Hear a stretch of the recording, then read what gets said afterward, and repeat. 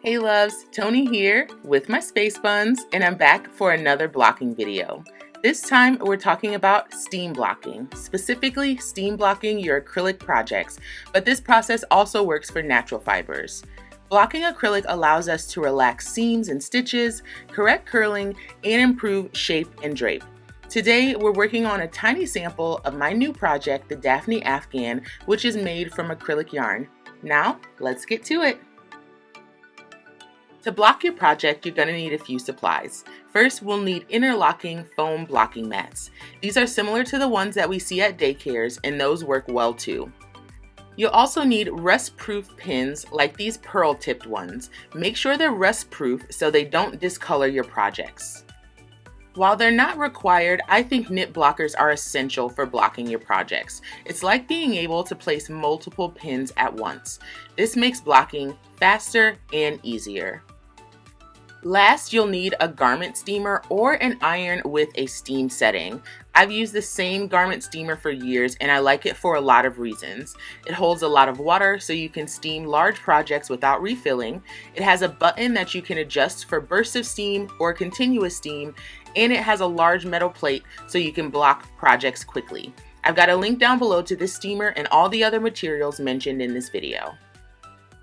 To start blocking, we'll plug in our steamer so that it can begin getting warm. Go ahead and press that on button. It just has the one setting, and then just set it aside. Next, we'll place our mats in the approximate size needed for our project. Add and remove mats as necessary.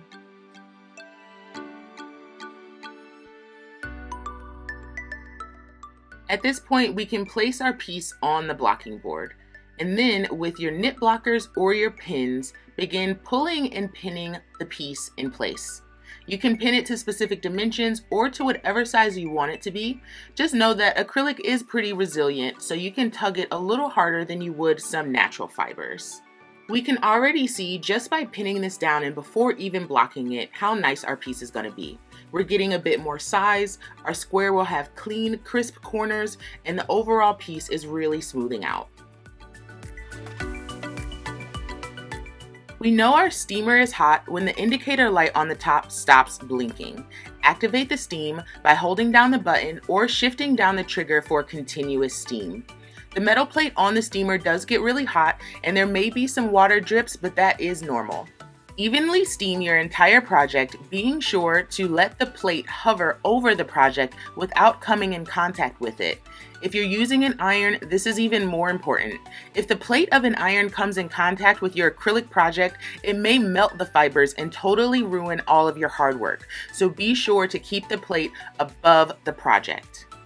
You'll notice that I'm paying special attention to all of the seams in my project as well as the outer edge. I want to have crisp lines, and that focus will make sure my project is picture perfect. And when you're done steaming, your project should be slightly warm to the touch and damp, but not soaking. Now we can leave it to air dry, which should happen pretty quickly. Here's what I did while my piece was drying. My cat Sheba loves the blocking process as much as I do, so she's never far away. I gave her some pets for that. My cute, sweet little girl. Then I found my cat Peanut Butter and gave him some love too, because you can't pet one without the other. He was being especially cute today, so he got some extra. Then I went to overwater all of my houseplants, just like any good plant mom would do. I'm pretty sure this last one is already dead, but I'm holding out hope. Time to go outside and commune with nature. A lot of my friends are making homemade bread right now, and I've been actively resisting it, but I was feeling so confident that I thought today might be a good day to try it. Then I got attacked by a bee, and I took that as a sign. Let's put off bread making one more day. Back in my studio, I checked my project and it was completely dry. It's super important to let your project dry completely so you don't get any weird smells trapped in the fibers. Once your project is dry, take out all the pins and put them back in their containers, and that's essentially it. Your project is blocked and ready to use. This feels like a good time for a sexy swatch shimmy.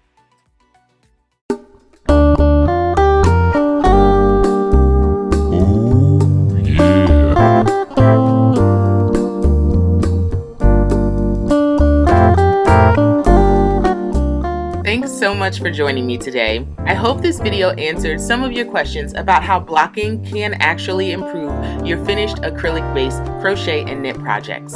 You can find links to all of the supplies I used as well as the Daphne Afghan pattern in the description below. If you still have questions, feel free to drop those in the comments and let me know what other crochet videos I can make for you. Once again, I'm Tony, and I'll see you next time.